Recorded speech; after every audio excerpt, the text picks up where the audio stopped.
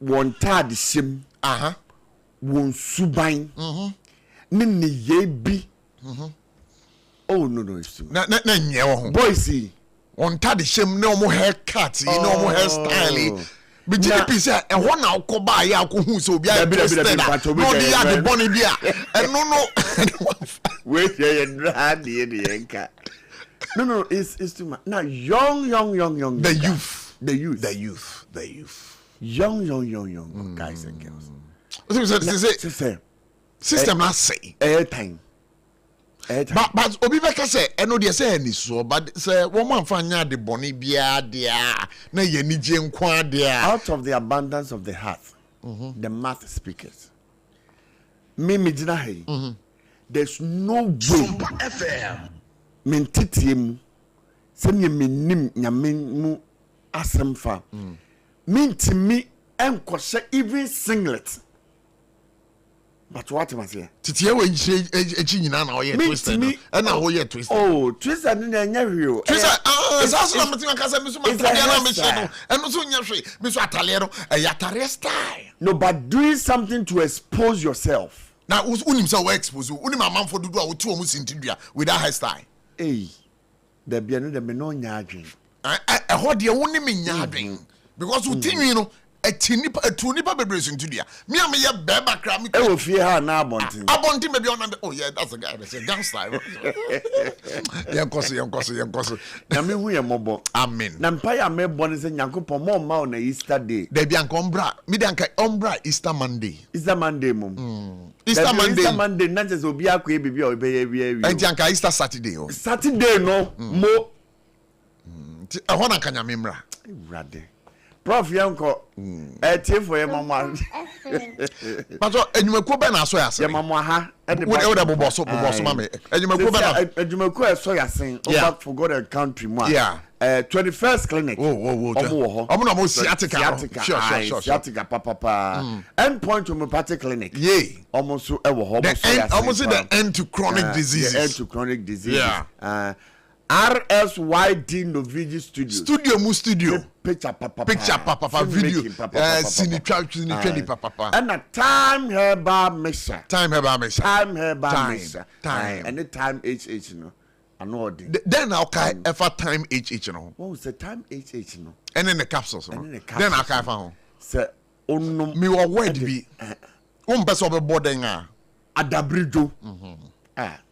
Si admesia wo me di wachi makoma adabrijo be ma obo adabrijo enye e o se be ma de o sore a yeah 6 o'clock o boxer no kasa chiro say 6 abo boxer be ma bia o da bisa amo a o be ka to same o ne me je say be ma bia de o sore a o so boxer no box 6 se no no so watenten gram kama no e be bo kama pa Anti Prof time eba mesha. Obo no maso yase. RSYD Novigi Studios. Endpoint ha na 21st clinic. Emrepam ne bekom. Yeah, bekom. The Prof. Me da se. Abeja from. Say why come on. Me da se. You are irresistibly attractive. Me ye we so was me ho ayefe. Me ye we. Wife say still a ho ayefe. Some ho fere de wo ho de da wo. Ti no matter. Now why catch us on ho fe? Wife, me da se I can inquire no one. What's the SARFO? SARFO the so. SARFO you kung fu. Kung fu do friend me of progress. Me da se. Simon that to say. Welcome Prof. Me come out there. Yeah, we had do. No, I don't answer. Prof. Come on, edu baby aneja. We asumba kakra na yenso ye de bitu ye hofo. Yenso ehie obi a yetimanya bi aka akere no because onipa bia no de bia me ka say appearance number 1. Appearance wow. Sure, uko baby a obi ehu a se de nipa no besi behu no e na obedi kande na adwen bu nipa awe. And sometimes na who see soon here papa ye. Sometimes you know to say that now okay I'm saying I equally watched the former picture. Yeah, that's fine. Yeah, we say you will be a new bit me. No cray. And a chrono crown so say yɛwade nyinaa ho kwan but enye ni nyinaa fata yen you know minam kroma obi betima ye niama bi obekɔ free but me nso betima ye bi Charlie Mr. Mwapa na ye hade oye so because obi so ye the same thing but obi anka no correct you know in common said ye ko no ede me so say obi nso abonten a wetie bi de atu no hofo yeah all right I not say SOMPA 106.5 FM forgotten country city na kai say yen komo a ye ba bedi ne newie nyame adom na ebo no numu a eyade a ye be ma mo kwan ma oso de wadwen kire aba beboa what should be the way forward for government? Do you think say was say aban bomodin na etu a eda fa ngo buo no so no wo yi free so ana say then susuye and I'll be my buying. And you know, I know, sir, this is the conversation we are going to be having this afternoon live here. I was SOMPA 106.5 FM. Asunaba Nana Redu, National Chairman, Commercial Transport Operators of Ghana. Me what wanted to say? First time meeting you. Baby, I'm call there. But we have you eye. We are fresh. Ba. But for them say me there no worry. Share na ya franya asem ketua. Na me ana na me gina ma MC ba ko pe. Share ye ko se ho so tuo me asem ketua. Man ko kra ho mu ko se ho. Chese ye ko ye bibia. Na ko sa no ahwe. So ko se ho dia na so ko se. O chese no like ya ma grounds no hu say aba. Na man for drama for be gu so tuo no ho. Sir. Na o share you know where they sorry say babem. Oh never mind. Asunaba you know videos bi a actually you know, a man for sending my many I didn't make hype na Charlie Biggie support with a Biggie Odia say prof and you is about the one for pa that's it ushe eye minia Asunaba what here no one for ye pa sure the tuntum no kra na e me fe I say na ha and was asere na no ye kokko and I shall nsen no so an nsen ye fita and it makes him so handsome Asunaba ye ma kwa baba SOMPA 10 good na adwuma mu tisɛn what another Roma somewhere sabe ye kwa ye boy in fact na ye only challenges ne fango ho nsem atin se fadodo na e ka no oyi fango ho nsem na akwan ba komienu bi a ene no woni be kasa e death trap na oyi fro no atin se so far so good who are buying the modern bonds? How do you see it? Well, I think say aban ba enche we fie ba kone bosome miensan e dey a chere amayen pa bosome okay if you about kone bosome na I think say do untimi enye nema sebe or the 2 years because we have transport sector what should be no the one of the major Bosha man the man I think say the refi a National Drivers Day. Oh really? I mean you hear him say nka sabredi nka ya amendment do na or airline mu constitution mu at least nka etimi dey about be count nka na ko Easter holiday na nke da ma draw for say na ye momo da kese enu nti ye be hwedro wani asabe wodi ne huni abon homodi ne yi na nke etimi akra no as the best driver etimi aboa ma ekwanso jojo a you know no national road safety for omo ho twetwe then at least etimi enya on a very solid foundation we agina so timi boa ma kwanhia no so so ate ko do wani bia be say at the end of the year no timi di ne huni say na be abaso what dey na be born from national level to regional to district and draw for you know from national region branch ediko local at least abaso what dey be a sefata no no ebitimi da ma enti ye hwanim say National Drivers Day no pinfo bo sha mo share no ometima ye ho bibi e de amaye na yenso yetima ko enim National Drivers Day omo di amanyo samo ho NDC for the amanyo so it is part of omo manifesto okay that's fine and then if I can remember one major promise omo the mine ultra-modern lorry terminus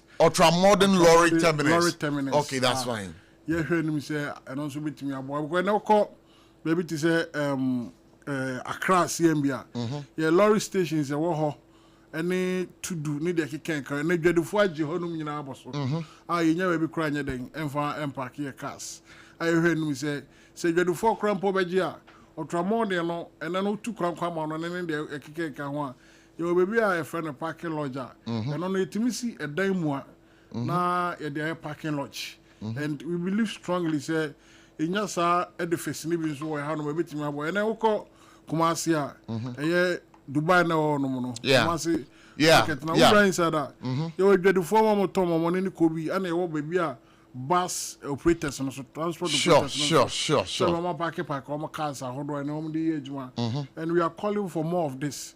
So the baby to me about my own juma no say we are to my fire there. So these two key things and I'm promising but were there other promises we are de mamo? Well, unim say bana kai juma dia you will never be bree under ye nasia uhwe baby to say akwan so na mdi kaka akwan wasem no and I feel so one major thing the Biana can say Tisa holiday in petrol. And with the petrol, they encourage me to one dance say petrol a drew in Pomponsuana and can say do my ashenka for some of us here NJ. Copim say, you know, no Iran for Israel for a Tokoi buy. And then I'm a fan of Boasan Frappata and an intimate 20 so far. No, a bit like I say. Fuel Rose and a National Drivers Day. And a phase of Tramode Lorry Terminus and so I'm saying Hobono. No in Yama, a bit like I say, pure and easy manifesto. You heard him say, a bit my Yamashenka for my so. So we are friend to my prefer. Now, when you know, one more can share my boss, or more bombay, and Yama winning our mammono. Or mobile, you know, 1 year, about 4-5 months now. What you may pursue Hoka Cratcher or Mana? You am say as a medical can petrol and some no one. At least we hear more archives more clear, you know. I think about almost a month or two ago, no. In your bit might testify say now these are around 17 cities. Yeah. If you so I'm about 12 cities. Even with the petrol no cry the petrol to me ever hit a single digit around 9 cities more. Emma Sebi energy. But then no and to quantity aside the I escalate and even with the escalation of crown, you heard pragmatic steps are a ban bit to me a 2 I'm a petrol born number 4 because we can't be relying on world market price. Sure. Or your miner would win it to foreign goods and as a would win it to a mindful for us or a failure. At least there's so ultimate planning and now they kind of say thinking outside the box. Now how on the bar what me I the aswano it will the full petrol issue, you know. You embassy a better center, Kwani, we embassy a better sank. I don't know for the moment, I don't think you have to Obama as a leader. All right. Says so the plans be and I share Obama a day. You have a toy. You other developing countries, and I mean, just say complaints will be brief. But what I say, apart from say be a fun on a short to, for instance, and UK, I think that there's a limitation of how full bit me at all, which is I think $30. Yeah. 30 euros. 30 euros. And only a dear and only almost share almost a cabby the current situation, you know. But apart from that, you know, on my Ghana, young so you bet me a planner, young so you bet me a share, Sebi, and then a Kobase Oko world marketer. Now prices no escalate, and as be a better sorry, not country food from so quan. You ever pay ways and means a bit me at the abort the 80 by ABOTCHIE your prof. I always some can say woman say, I say Ghana need be a bomb pie and say the air cost no, we shouldn't. Yes, a bomb fire. Send the bear no Tama, you better sorry, the because there's a shortage of fuel. All right. It do some brand that things ever hard in and then price no one anchor, you turn on a very higher price and can pay. That's a shortage. You can imagine. Say better sorry not petrol. Yeah. Now you be crown fan of goose and free in crossing in ma. You be juma, so you can see the report in fact so tomorrow what is there's a headline out there commercial drivers then commercial transport operators say a bit better say fuel no you better on boarding a change say there'll be shortage. Would you be okay with that? Fantastic. In fact every right thinking person biana sabi need that form biano. You can testify to the mechanic. So it will be far better. se petrol bo be kosoro ama ya to dan se be short ebe short all right but dem can me news e bia what ya say okay e bia na won kyerem bia pese ode ma me kasa because every be me ankasa mo of any point is excellence and another danko can say bi I see onim kwan a obetimi afa so the economy a crash abankwam na mom nipo wo de ontimi nyane no so it will be far better than say fuel no be cost than say be short because in a system shortage you know it a lot of problems be and ebetimi kra ebi betimi afa ho awu because ebetimi ayara now baby ye peka ba be fan kan fuel enim ye ko onye fuel nto then no kana nine about what you say. So thinking I saw the boss, and I think say as in 24 pragmatic steps are, and I share at least. You to say papa National Petroleum Authority, right? Lawyer do Jitamakuru. You found why bet me. I think we have 6 and 7 weeks. Yeah.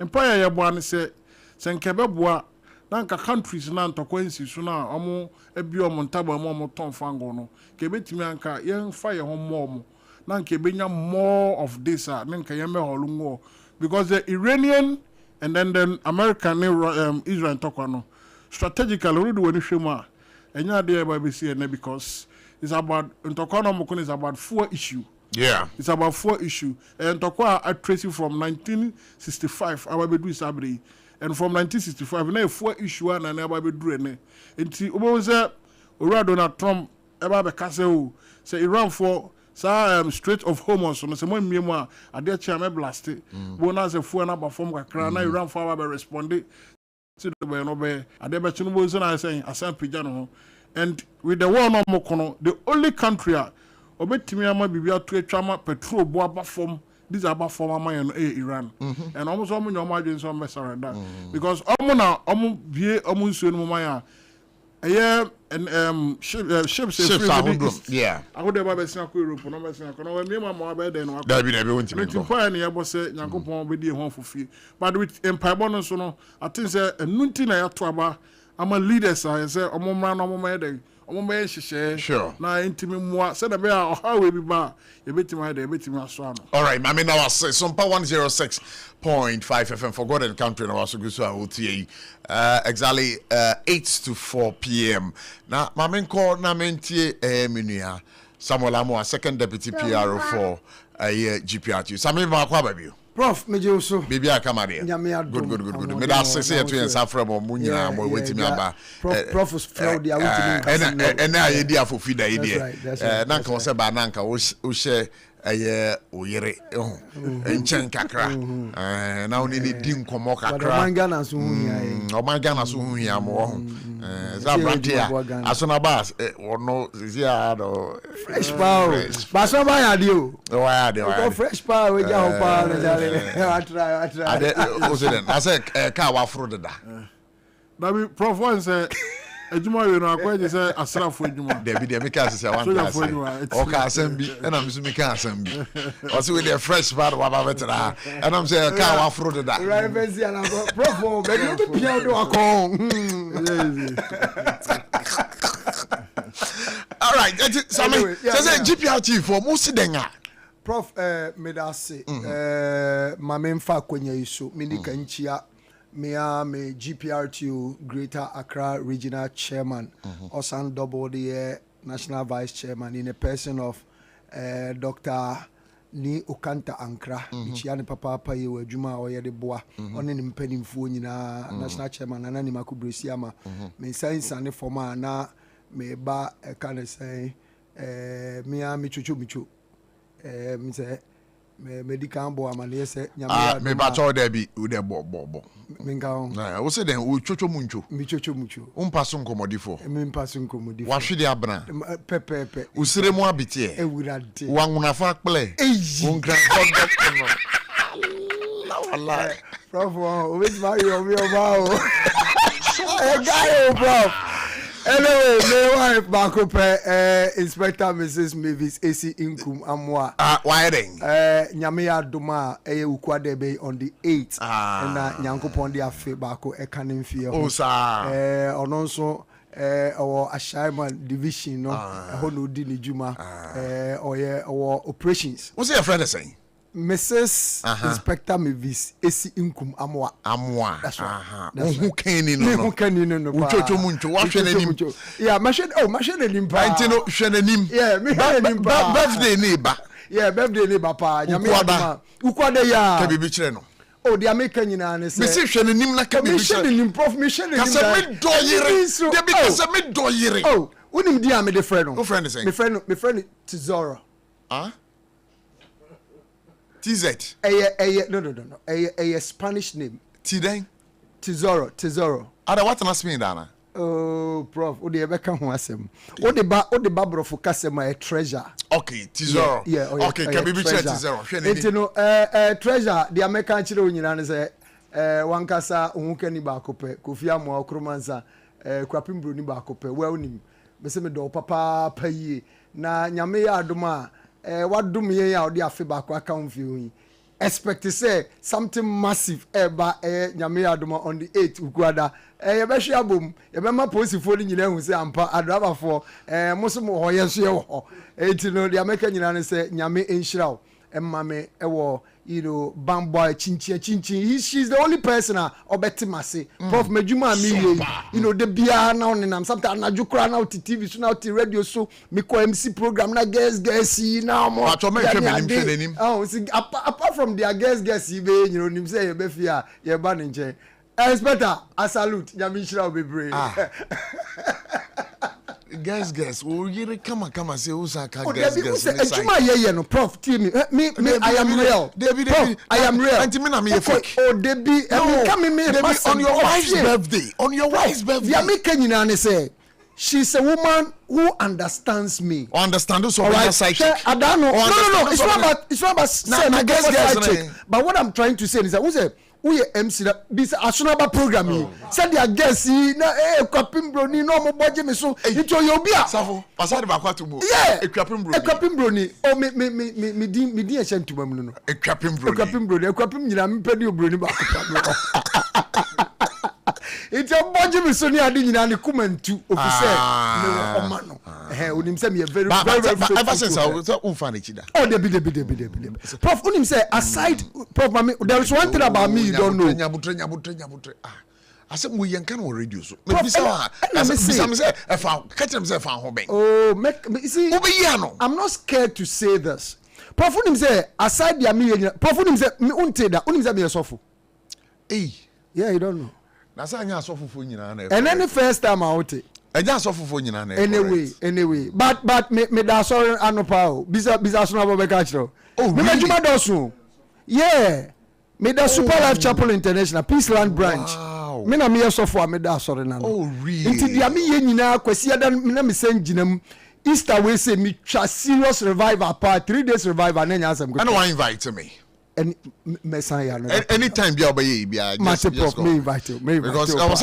me baby of fear ha me nim say nyame som no ye de sana no afi enti gisa me ne ba safo we de men kan wasamo ebusafo etwan ho abaye ba we'll get into the matters proper munde dinam se menya foreign call hello papa wodoba do be ani o se me feel London ekọ US o na no kwade wo kunkura afra me bo mamane a na papa mo hote sei awurade aduma haboko na ko jejesi ekọ bo sempene mo de woto wadansi ho niam no nso wo hye ho de wo hye ho ekọ ba mesi wo bo aduma kura sre kane no a na wodro US won so mafo bo ndin sa na papa US hakura de na ko jejesi company limited age ba bia wo Holland Germany France Italy London Canada eba adansi ho niam de a obia se na ko jejesi company limited na matese wo bie depo kasie bi wo kasoa ho na wo bia koto adansi ho niam na no kura papa no kura pa a police station in Chenhua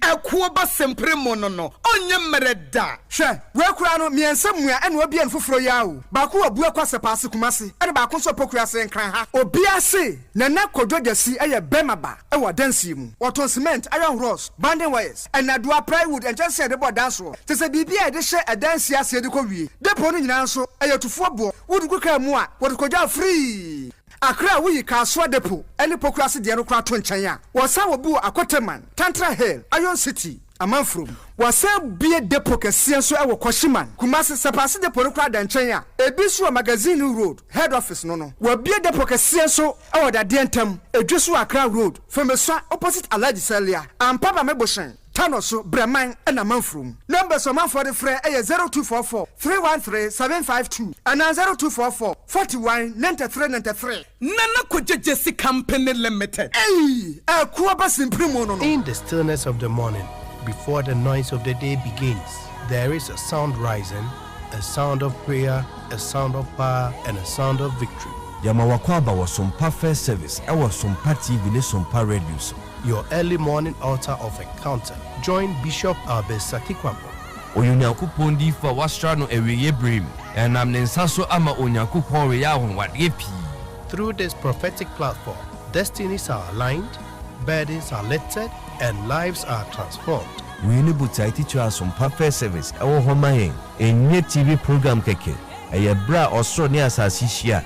Eye bro Onyankopon kasa chenema. Set your alarm, tell a friend, gather your family, and let the Spirit of God reposition your life. SOMPA First Service entwa wo hu hoda eya dwada kusi efiada anopa no num kusi anopa no nsie fa woda no nyina share radensa na erade beye Emra, me pacho bra na me hwa de wo bag yi. Bra, aden, ena so biem.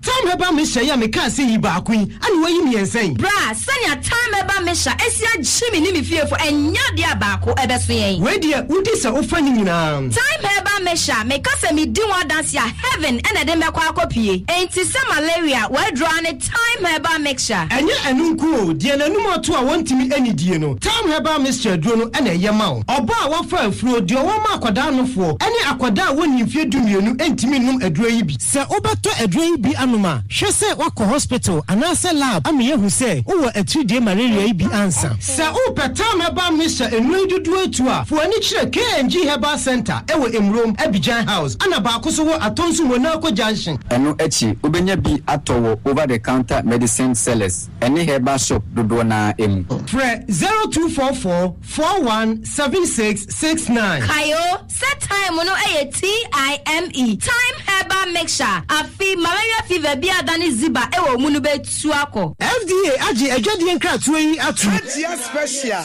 local foods abakade enye aduane ne aduane o ye wa aduane ne ye wa aduane enye nwanwa se Ghana ha ahemfo eyi akese word na akese party akese se wo pe baabi a wo be serve wo ma wo ho se ye buffet ene wo mo ye se ye local continental dishes a wo bi atwa nani a Adia special local foods ewo hacho atomic kwan so ho no de enti efe ni local foods ne se enye wo mo ye aduane a na wo mo atentam tomatoes apro meko apro jena apro garlic apro no de aye aduane se eya abontine aduane edi enye ni bisa dabi Haji esuro nyame etinye nwanwa se Ghana ha etitire se ministries agencies akese eyi ahemfo na nanom ahema mo wo mo tenase no wo mo si ye bedidi ye didi eziban ye didi a wo mo se momfra Haji special local foods efise hono ena aduane no ekoyie Ghana ha ba bia wo mutimi serve Haji special local food pese wo fra eye 024 63 59921 024 63 59921 and answer 059 479 7215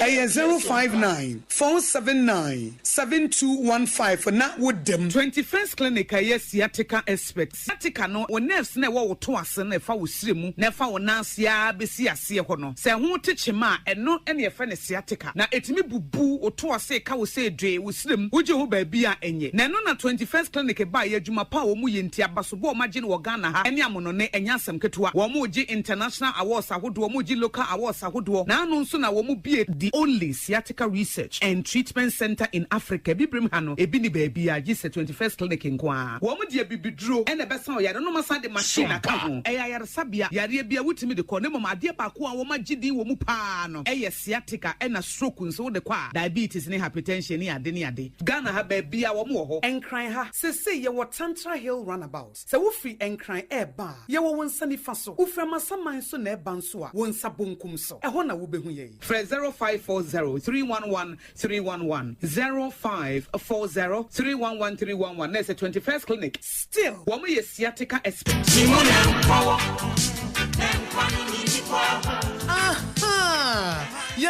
kan ye ho bie mu. Joe's bread and pastries. Joe's bread and pastries. Yeah, no. Yeah, the Joe's hot kenke abba. Dokono papa no. Dokono papa no. Afei na wo be kojo. Akoto to eburo. Abetwa ho sente. Ababa ye dokono akwakoton. Wo bra Joe's hot kenke ewo ho. Eye 3 Ghana cedis per. 3 Ghana cedis per. O say price no. Wo betu na wo kwa no akwakoton. Eno ano se wonya woniema na wo dia boss. Enti sabre die introducing Joe's hot kenke. Ye de eburo papa ehu cha ene ye dia ye. Baby aye no nso. Eya honidie nko a. Highly clean environment. Ene no achi no obo adie nsa no naturally nice and it tastes good. Enti ye comfort the amount say Joe's hot kenke. Mo amoto dokuno nyina. Ema mo ncha mo ho biem. Ema mo mre biem. Mo metum free ye nchen. Eye 3 Ghana cedis per. 3 Ghana cedis per. Joe's Bakery. Dome ye wo commercial bank echi ho no a. Sa wo pedudu atu ha. Na wa frɛ 02560688832. And you say dear Joe's hot kenka benti. And one say wo betu ya. Na wo dia kwa kosi wo kona ho. Na wo ton. Joe's hot kenke. Hot kenke. Ye dia bawo pona no. We eye hot. Abusianfo ebe koso amama kwa babio Adam asese Manya eye opepana sabutie eye SOMPA 106.5 FM ewa Accra for God and Country the holiday edition ene ye de bro ye frame Kobla ABOTCHIE aka Prof mene mapamfo ene waha SARFO kamtanka eba ye social media na wono handle bibia Patrick ene ye papa eye senior bright wo mo so ebuayen na in studio eye Ura Samuel Amoa wono second deputy PRO at the GPRTU fear sasona yewo yankasa yenua bema se ebano commercial transport operators of Ghana wono national chairman asonaba nana reduso ewa ha enti same na ye di nkomo na me bisa mo se enti GPRTU se sia pa mo ha pa ne sen yo prof GPRTU ye ha nyina ne se baby asese fango bo na page ni mu akudu no ama pressure ababeto the leadership no so okay pressure abeto yeso ni nyina ne se unze prof adwuma ye no fango bo ni page ni mu pepepe na asemaba so obesha ebra during the middle price window ni be that was last month no you know baby a full price ni page ni mu ebedu ye no na diesel no around 14 cedis plus sure petrol no so around 11 cedis plus ye driver for no shase e kasa ho se baby adu ni de se wo hwa na kane no baby ane bedu ya yete so 15% no yeah na asamba be dru ho excuse me no right asamba be dru ho asan tra ntina ese nka etimi kosoro kakra because the entire normal cancer ne se na spare parts nso epeja ni mu ye tina wo fidie so aka severally sure se spare parts for say omate eye omo parts so se we fidie so makan mprempi se de omo kano enye no kore the spare parts for no kan enye no kore omate bi so a enye yen de aye di ejuma no eno mate so because here cars I use Sprinter buses, Toyota buses, Nissan buses, and those vehicles and they use do now Mercedes Benz E-Class and SUV, Toyota Land Cruiser, and more quantity almost spare parts and so on. But essentially, more abuso kind for in the buy and say, I am cars and I'm use no spare parts and some common on the cross and no far. I am warning. Yes, intina omante sono. Di so mo ba bontia omunchire muma timemu fontia se yen de no omonte so that ye gina baby can say abuso kan fonte spare parts so a na the aye kan no bi atimi ate but omo ba no ma be kan no tra say oh ya spare parts but say betimi about say nya cars no nyina cars be o affected but there are some that will not be affected and ameboa affected in terms of price reduction and those things, you know. Oh yes, and I make us say ye de na ye use ni nyina de enya de ayati bi so. Okay, mu cars be na mu use. Cars ye use me shall say Casafa Sprinter buses. Toyota, buses. And a Nissan buses.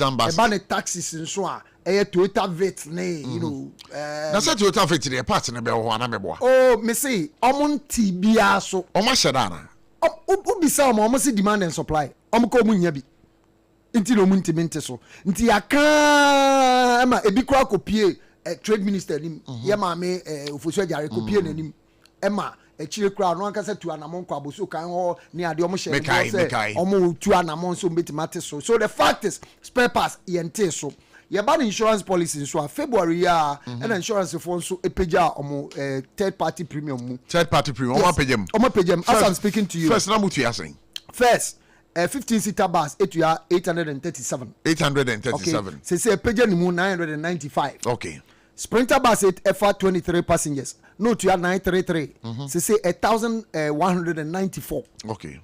Taxi to 701. Say nam 835 thereabout. It you know cars na ye use commercial cars na use no insurance nso Peugeot ni mu. Eba ni DVL nso peja omo e kan say omo charges ni mu e ma omo delinquency crap omo penalty no omo atumu 100%. In case say ebi a online se bu ana say ebi a car cra ko si shop for some time when timi anko renew o DVL paper na say for some time obekọ na yes penalty ye charge you more than 100% for delinquency. Nti we nyina ba be operational cost na ye use ni nyina akokọ kosoro. Nti fango bo no so peja ni mu be kan ho no. Na fe de akoba ne say etimi for so. Look, that say operational cost na wo kan ho asem no. Ye nyina hu say fuel e ba forma bedum pempon so bia ma driver for munya eye mutu emude. Say sa eden na mutu ye no. Ye be kan say enokra afesi for the increases in operational cost now kana. Onim adwuma ye no ansa ye beka kan say transport fare adjustment ho asem no ye wo percentage bi a fango bo ne peja ne mu kodu a ye ka ho asem ete so banso a ye ka ho asem so be sha emre bi a ye te so by 15% no so time na fuel price na drop by 18%. Okay, and ye kotena ase and normally no so ye be sa calculation ni nyina so a ya ye use e kan say one component. All right? Because even that time they cut it so by 15%. No? So that time na adia na so atipe petroleum product. Yeah. Spare parts was the same.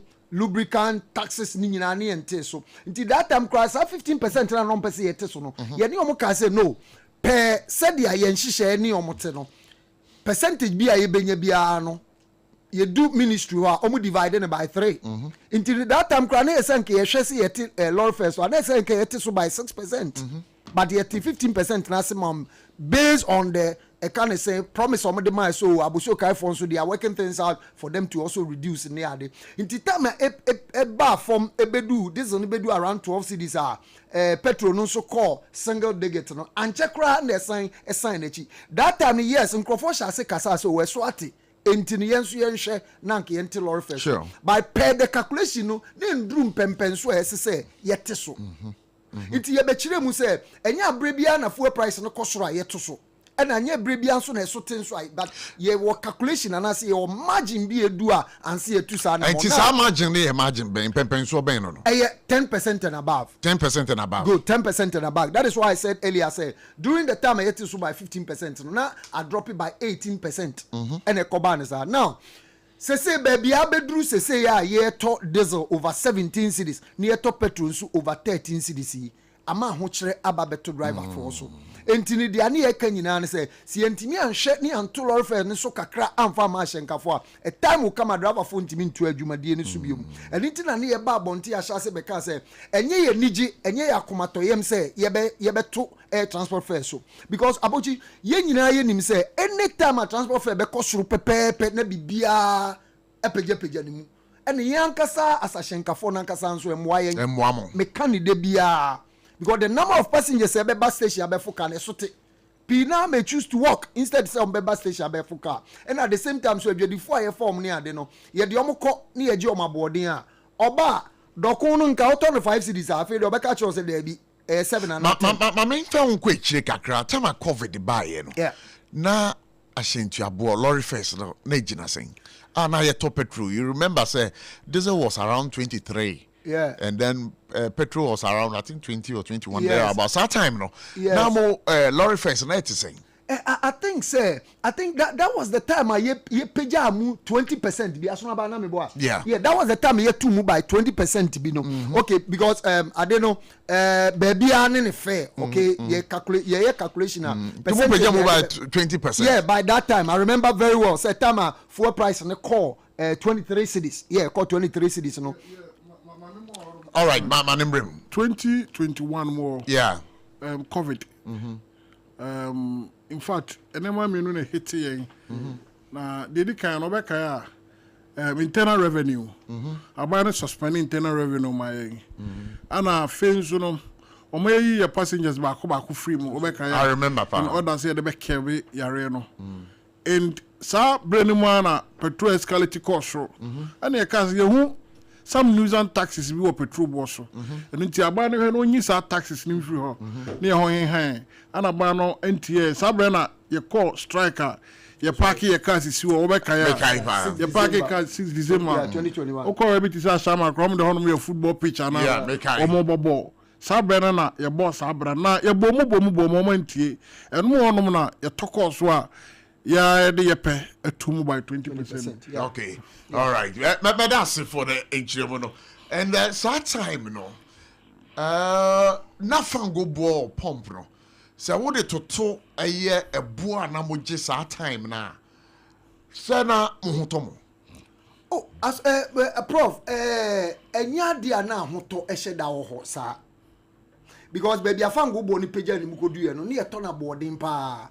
Until that time crap was 20% no crap on a better tag of war because by then no na ye call no mututu ye sheda at the point crap no be minister obe bonu pumu nsanka ne call bra ne de keka ka ho munyi taxes bi nso mfa free o munyi ne de ene ma ye nso ye de ahomete ekoto so sa 20% no but ni nyina mu crap no na nya ade a na ye ho etimi toyen because just imagine say fuel price could do about 23 cedis, per liter. Yeah. Into comparing to the fare near Geno, nenya dia a year akomatoyem. Into means some cheap kakra embra the current one I use. Sure. Now, Midikan can say increment of transport fare and kasan enya dia yan kasan e akomatoyem. Into still ananke ye can say nka ban kra betimi ahwe. Now some of the taxes now petroleum product no so say the abey because of Iran, Israel, America we na kofaba. Well, we don't know time to babitwa ahokyere enaba during the middle price window ashenka for yetima sacrifice it. I think said dan we are crapo president ewo aba be kan say abo ashenka for abaso say yetimi hold on ema ye mbambe to ashentu abom ni ade obi anim say esesanke to ashentu abom but yetime hold nti aden na nka ban no nso entime momodin say taxes no nso no ono nso betima sacrifice bibi kakra. Okay, so we'll come to that, but the mama aban no 2 days ultimatum. Yeah, so 2 days now with the aban no. What happened? Was it that you people were called leadership? No, who say ye ma sa 2 days no. The ani ye kan nyina ne say sa 2 days na aka 2 days na the last price window na bi, right? Until that was the time ye ma sa 2 days no. The time na eba na sa na ya approach after the 2 days na elapse no. And ya approach the transport ministry and say, "Hey, baby afango bo na kwa kudu no. There is the need say SSA yet to transport fare." But I remember having a conversation with you here. I will catch it and say 2 days no sir. One tia banka mo amobedeng mobetumu. Yes. Oh, no. I think say maybe you didn't get me well. Okay. The American you say sure. Yemfaye pe apart from 2021 ye koi muntie ye de pe 20%. Aside that, anytime you be transport fare review biano, there is a processor ye faso. So let me ask. Then why was the need for the ultimatum? Yes, because niani ye kanyina say omunhwe say at least because at the back door no we were told said they will try as hard as they can. Said the be at least ometimi aye bibi dia cushion yen kakra by say fuel price na nkodu baby akwa kodu no ene ye hu so say akwa kodu ho nti akwa koduro na ne yesese ya ne say ye kom ho ne ye kire mo say sese ne de akwa kosi ne bia fuel price na ba bedu no there is nothing we can do than to increase our transport fares until there is the need say said ye ne dan ye betena se enumu na ekoba ne say osuafo no so you know that is the transport minister no and so say because of the Easter festive near the so ko ni mpesua so near the auto ye de share echena nyame ya adoma say oni ye behia nti ye de ye hwe ni mu say shia ye ne kwa ko shia no ye ko akwakoka transport fare ho asem se bibi bebem na se bi ade o mampani be kan say o mo hwa sacrifice bibi ana de etisa na changes bi beba o pump no so dia because normally no dia ye ne say ye based on promiser obi di mema de ye hwe ni ma se ye be ko fuel station ye be ko no ye be hwe pump no so no na price ni ye see eno ne ye be hwe de aye adwuma. Okay, mami now I say SOMPA 106.5 FM forgotten country so there kaisa no number maybe lines na to now so do adwen kire ababe bo mami ka say endpoint homeopathic clinic anyway almost so asere pa ye di dwumadi ebre o maka kire wo dada de biara da me de to wenim kaisa. When we talk about endpoint homeopathic clinic, it is the end to chronic diseases. You can't be a chronic, a yarabia wakwa enko, yare kwankro, womudihu jumaye pa. Such yadiano say, ebiba oswa. They also yen say, ube manage yadiano. Na ekasi ya manage yadiana, ejumekuni ye bakope. A endpoint homeopathic clinic. The end to chronic diseases. So when you be a unenitifie, and now when you be a when you enjoy, as a nipano, what can pemufie? So also call hospital like just say mupejano, ekofaka, edinutum, edinakoba, endpoint force debida, munya isane yeno. So will be a when you stroke and when you enjoy no wofie, and I yade bia. A children so won't mean qua hospital now won't mean nantia endpoint for say bombarding nothing number we one mother shendy panwoofy number of friend 0244 867068 0244 867068 and I'll bet my friend 027 4234 321 endpoint, almost the end to chronic diseases. Medical culture say the end to chronic diseases. Fie a endpoint homeopathic clinic. So we are bema no bada bridjo. Untimini who can end in shemu. Kakra no we jemu. Ana say we bema no. Emun yading. Untimin jina ho en nantin ko ahimfie ho ye. Just say we sikwa. Bema wo ye sikwa. Sikwa dem fata was bema. I didn't know hojo ntino just who den sa support wa bra o agopra no so a o ji fans ti bema say was a how na endpoint homeopathic clinic bema bi so ho a prostrate nti jinso ya o jinso sa jinso no man ten me pa cho bomode na kope endpoint homeopathic clinic for chakwan o mebo ye pa.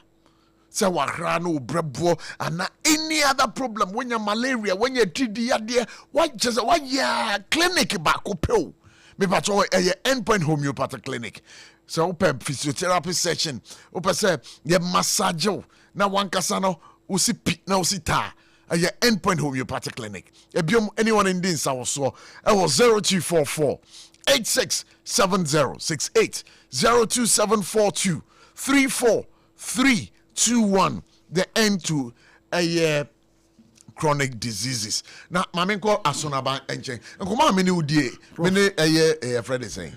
I'm ID. Majidi Pisa, what's young common? But any add-ons? Prof. Yeah. They come a mention we na mention me na be my very much so tie baby obia. Yeah, very much. O commander. Yeah, very much. Yeah, very much. Yeah, very much. Shabrantie no. O ha dream papa. O ka tell me say NDC National Women Organizer for so be. Yeah, very much. Yeah, so yeah, very much.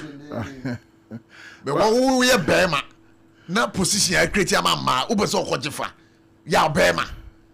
But Prof no crow mo ni say e dey ni hwe mu kakra no constitution a NDC for issue no as compared to NPP for no e mo kwan ma Bema Timmy who this opposition. Osa. So the address do we bia obetwi ni ti. And serious ana. Why serious? Very serious. National Women Organizer. Deputy National Women Organizer. Sana okachire me. Sana okachiro. Do we bia obetwi ni ti bia or any of the political parties bia no. Mo be support. No.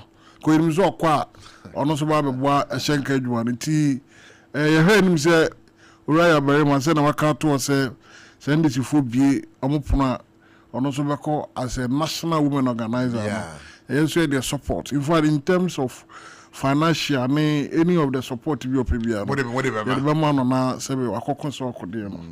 Na maka ne say na me fan chake senso ma me papa eye ura nana ni Ankra Okanta. Okay. GPRITU regional chairman. No sounds national vice chairman na GPRITU. All right, that's me papa ni pon no. Me fan chake say ma do be na no pay.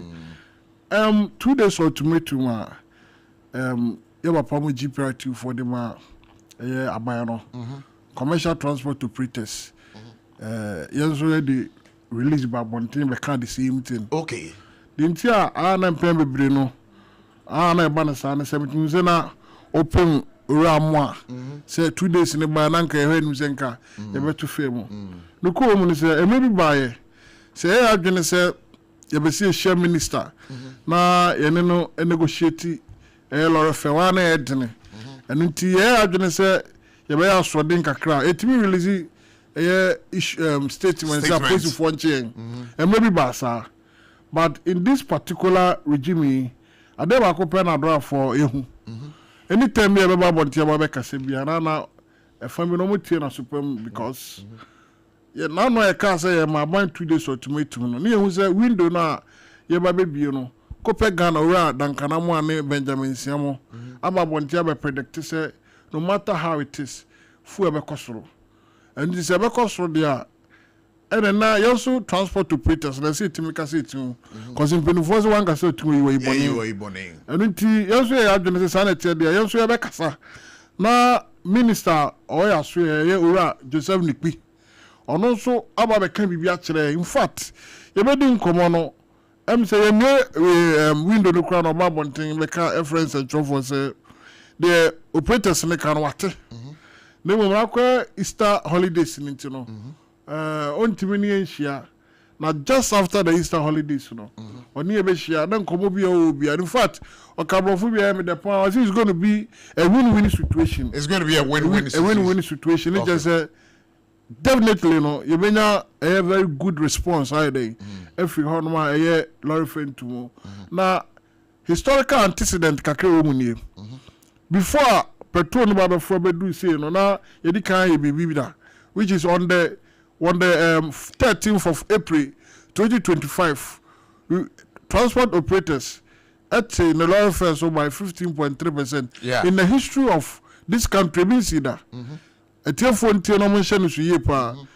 history of Ghana, there has never been a time yati a lot of us by 15.3 because I 15 bida. They 1.3.5 in a day. But just last year, 2025, 30th April, yet so by 15.3%. 15.3%. Sabra no my promise. Oh boy no ba. Sir, you know no more so account for so no machine. In fact, they may bufu the Minister for Trade and Industry or in Ejarino. Bufu no. Some of us bufu ni pa because no bufu Ejari. No bufu Ejari. Because they near can say as no be in the sector. You know so account for no. Omo under Ministry of Trade and Industry. And when say obi be timi aka bibia for mo na esa ma me no because you papa jo mama e say ontimi head all the ministries no. And to know that point is because you see ho say what I want to say what how be no for how call and as a minister no solve that problem no more. But in this case you see a lot of us we no. Aboso ka for nto mo na so a na kwa ajana one ajana two. Anti nyabotrema me. Anti no o pa che say a year last year April wabra mo te a year lorry fair so no na engina so no say aban bom anhoba. There was a promise everything I make us nyabotre aban bom anhoba. Yeah, na enye say fuo bo na yate so. You see adwuma Oko mathematics will be a find a balance equation. Satam ne atifu also. Sabe enough for about form. Okay. So it was one of the reasons. Sabe enough for about form no. No other component yakikabo manzi to lorry frame. You see there are these 4 components to lorry frame. Right. One year petrol. The banana crofo visa petrol quite is not true. Your petrol, your spare parts, your stationery and items. Stationery, every insurance I know wrap I'm a cassette premium we are to me. And I hear can anymore and crata never born or be bring a magazine. These are not magazine are daily graphic. These are papers say this could track about 3 months, about 6 months. We have it is a road worthy. Your internal revenue, your say AME, your KME, and it sounds for insurance. Some name when you now make a station and items. And on the criteria the 3 a lot of fame. I've also ties a checkers any inflation. Then you consider and sign idea to lorry frame. In this case, the only component now ever from no petrol. Petrol, yeah. And until you are going to see your better so. Compare say other ones and also you then. You better so. Am I a wine high? But the moment here, and I you be fresh so. Yes, Ramo. With the Monteso. Now you know no more so come for no say. Say, and probably no. I'm told me name so draw for him few man offense no car no the cover pass no free port ba no fair no so is automatic so automatically no e be come to mo cover name no e ba form in fact san komo we sabe uko rem kura ko ka kire moti akura say oni wachi mra akura no obetie de wachi aba cause name more de ani enso agi 2 mu ani ate so by 15.3%. Sana akoya danko da adwe krokro de John aranko da adwe na enu say yebeku enantwi anadwe nya tofo a ke ja nantwi no prof kabade sam anya botre hwan na dada mo krokro de John enya ministry a ye kan wasem the Ministry for Trade and Ministry of Trade and Industry ni Ministry of Transport na omo no dada aban once akoya atane ata anu ti senam di kankan na enu say sa bo hye dewa we nyina chi no na ekoye na da some of us in can fight anya de anyimu in fact ana agi tumu fast forward thinking say aboso come for better to am name so no mu ja name truck and some of us no commercial transport operators about want sanitary dem amene ne modern bonds we ne yin di e ma no be nchi wa show ma edidi nkomo na enu mu onum na ye no aboso come for no ko hia e wo ministry onum a ye bese ho a pass aye de adwuma no omo to na saweram omo de ato nchen ana pass aye fanya adwuma bibi ti say V8 uko TV8 so pass my commercial trotro area dey aboso kan kroma prof one say the V8 we trotro derby and I want say the tractor commercial we derby you see pickups in now am the buy any pickups we saying any I saying any catch on say emfa hansi ha sa adwade no ajana mo ajana tunmo ni ni se dwa no aboso kan for aboso kan ama na sector minister nankasa call grounds yeah o call grounds on nankasa de nani ko twa mansa na huni sentem eko hu bi say enema na omkeka so mate so no na nya no kre na mum no mate some items are it doesn't collaborate with air commercial for the air use no ebo abira etire so yakwa akwa nsinsimu but you see minister de adam no kre bi no free ho ba ye as I said them up to now and we say still our spare parts work so you see there was but one man at the meeting no yeah one man be kind of kre e kire omu nyina say he ono free Germany e ba ni okwa sprinter engine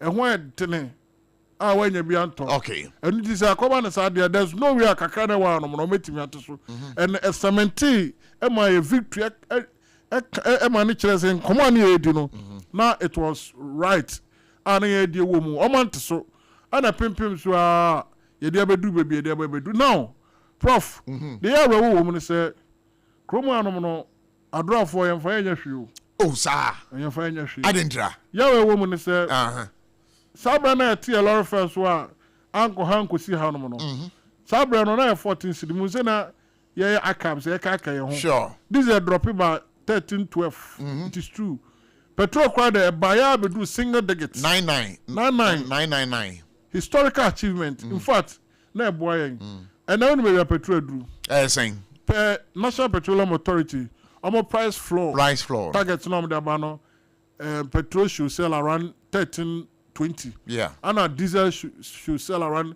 1710 apart from that runtimi tra wabu NPA formula so act no so a omo no obetwe nti ena me no ka say ohwe OMCs biti say go and star oil almost selling diesel now around 1710 and petrol near 13 wing and other companies now ebi mu nam 18 cities in the account so mathematically no when may be a percentage of that to petrol so there be about 27%. Me sure say omo tie papa dan come on they can testify to what I'm saying. 27%. 27 for petrol, 47 for diesel. Wow. Now the question is what is the threshold that the two lorry film?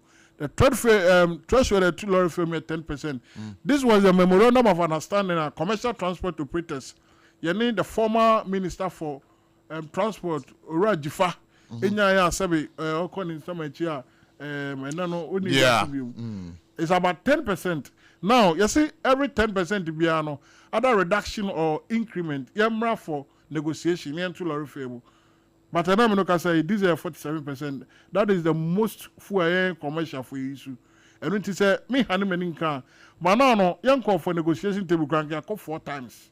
See into a lorry film my and when you and come on din say and when I see the 2 lorry film no atra we petrol crisis in China obi say spare parts and the only survivor and no every time I say hold and kakra it's about the inflation, city to dollar depreciation. Sure. And no penny idea, and no, I said, a 100 kakra, bank and I'm not saying these are around 20, 21 cities. And to go for Sakunya, we shall buy Baswana. Well, in terms of Sydney, we need I'm managing a well. We talk one way in America too. I'm managing ye, and some of us near calling for even say the taxes a whoop at Tusono. See, a scrap here, one of the sector say when you call upon here the dollar and the city. The city. So almost to me managing ye now a cost way jina baby jina dia and a bit me up one. No more jano now also breaky jail. It's just an maybe see the breaky jail there. It is going to worry. See the breaky jail. Maybe your chroma in fact they on their course so. There be no see the breaky jail. And maybe see the breaky jail. Your chroma say city to dollar depreciation. The key come IGP. Politicians don't make PROF. But I know anybody else on the neck. But you see, this advice. I'm making sure say dollar no SCC any city no so no. Okay. Our only hope, city to dollar. So no so. Okay, and Sisiano, then I'm opposite buying your mamma. Sisiano, commercial transport operators are Ura Charles and Sony are very money, women like can count rag but do. In fact, the air soldier senator Senke Kayan Quadia, there was some news and taxes. Mainly tax we home come energy sector levy, Esla. That famous Esla no was supposed to end somewhere around 2021 more. Because omo ya samra no.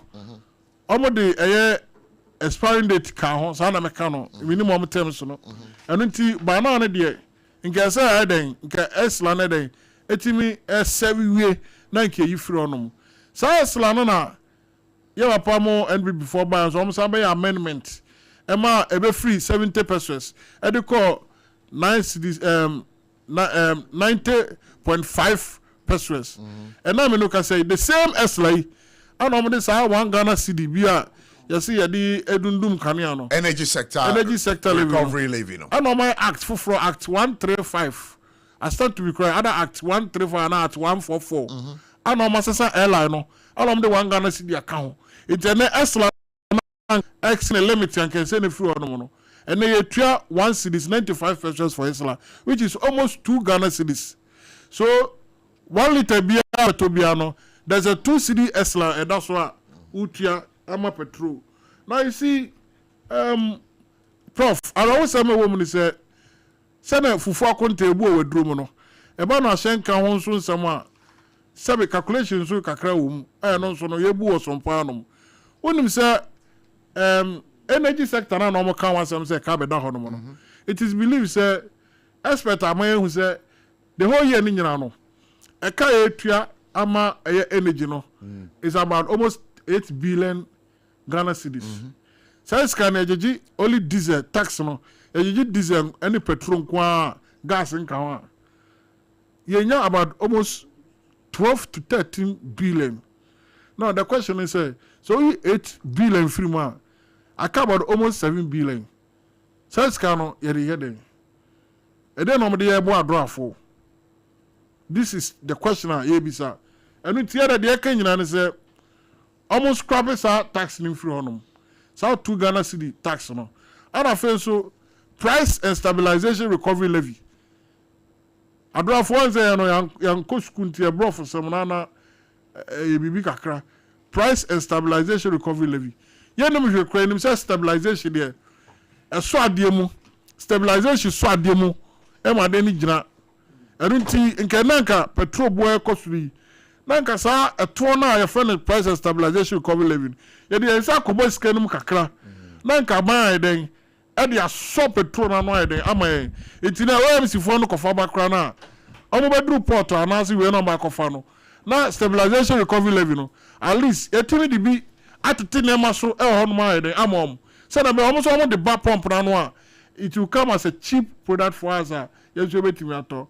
By na yehu hwe afenso enka no we krokra twa ehu hia krobiti se Cote d'Ivoire ene Burkina Faso ene Togo ni de keka ka ho na mo petrol bo no e wo so do sen. All right. Enu ti nkrofo smuggling efi Ghana akọ enti ne wa so mu duro bi ene yedigu petrol no Ghana no so ye twa ho to enu ti se odi smuggling ya chiwa se we de Ghana de ni bi we Ghana for. All right. And I'm no can say in Chroma train when she nyina petrol abafom. Esen ye. A chen ye de no. A chen ye de. Etine o di petrol fra na koton kra beboka. Enu tie bi sa say some say friend say. For margin na and that petrol so no. Ye bi say won say e da so sa ye den. Enu ti say to ahodo mi sa ahodo amabobo so yi. Ye be sre aban say o da say want me scrap crampo na. Also spending for now because you're a crisis. Also spending for now. Then him say kianeke enchebiano ntokwa na ekoso no at least it will come to an end. It is enka ntokwa no tutwa na aban betimi de aba no one send the aba back because I bring him say phone me dey drop you aba form because only one Ghana cedi ne buy no. See that prices na come from ntia ya infect. Yeah, Papa John Jina Pokra Jina Parliament cracker say thinking outside the box. In the first time I had to meet to a bar and reflect to a pump so. All because of yes. Now petrol burning then a bar from Ame wine. Enti yeah the Kenyan say you best say aban say taxes are hodwa a good petrol boss so ebetimi ayehu bibi kakra ama etimi aboa say na be a yenso yekoto ni aba beton a enya de be ha yenya nu se dwuma yeye sebe enya for the Christmas dwuma ne yeye but yes ye koto ani aba beton na yenso enya bibi kakra de ye de twetwe ho have uka we can say taxes no me for one tax being count because me who say prof a taking note right another tax be so and also energy debt recovery levy so energy debt recovery levy prof me de bia na me can bibi say you say energy can say sector no yeah say en kan e be gina so that's right ya mboka energy apart from esla no unim say taxes mienu all right two different taxes so oman name in different way we meba ma me ndi nkomo we yenya energy expert wa homa so ura Benjamin Nsia wa executive director ma Center for Environmental Management and Sustainable Energy yenya no wa homa so enewi yene no edi nkomo me ni aben me ma kwa baba for God and country SOMPA 106.5 FM in Accra patro etisen Yaminia. Yo. Yes, you better ask pass and they we watch the press when you young din come. Sabre mini some driver unions war a fear GPRT wa Sasuna the national chairman for commercial transport operator also Etienne Chenha I know say he's your friend he speaks for the GPRTU and then concern now raising and say you know say you should be a fan go buona kwakoduna a idea womobabe to a lorry face mo and they are proposing a review of the taxes, levies, and margins are a war a year, your fan go buono so, your fan go no a buono so, wabra tobi, a war, the various pump. Now, yeah, besides, is that going to be possible? You being the energy expert. There's possibility in anything. Bibia no, I buy a case obeya, obituary, so you may have issues and no say, yeah, ever boy. I think that we have price build up now, tax, levies, and margins. I think that for now, margins, are buying Nisanka because we have primary distribution margin, transportation cost, tanker owners, tanker drivers, the benefit. Okay, UPPF and transportation costs. Okay, so tanker owners and tanker drivers. Also, they'll demonstrate and agitate. Fuel market margin, only 9 pesos per liter. Buying when you cry, bus margin 12 pesos per liter. 12 pesos we cry so the distribution margins, they're difficult. Say, I buy it in some account. All right. And we are buying between Iden and Sakano, the ESLA levy, so the energy sector levy. Okay, that's fine. No. We should build up Nosua. I buy as a brand new because ESLA and brand originally 899 in 2015, but I say I buy someone by a 1141 in 2025. And as I'm now, and a day. Told be boom. If it can't be boom, maybe now what you call the energy sector shortfall and debt repayment levy. Okay. And on 1 Ghana cedi, 95 pesos per liter. And on petrol, and on diesel, 1 Ghana cedi, 93 pesos per liter on diesel. And LPG, 1 Ghana cedi, 73 pesos. Unfortunately, data now around because of the MPA. I should have updated normally MPA template, Anthony Amma, the new act in the same gaming, and any levies, should have shown to include a super old one, and you don't see difference a crowd. And you know, I said, we are bound between 8 to 3 pesos. All right. And I saw between 195 pesos per liter a free so it is almost 2 cities anyway. And so if it's what diesel price now can and number 1710 and I said we are almost 1850 depending on the OMC. It shows the auto in the book in Caribbean which not on 15 and I be also over turn about 4 amount which not on day 15. First now is within the bracket. Say a member ama say no so I stable kakra ama ashenkafo ye no fiwa abeba by betting another tax a very special petroleum tax 46 pesos no extra ama if is one 18 year and a road fund and say 48 pesos ama if is what's a buying say the energy sector shortfall and there's a payment levy. And you 1 Ghana 95. Then I was at my face, making a year plus one. And a price not above home. Now, we didn't say, Sabine is what? A business country. Yeah. So, for a buying simulations up. Why?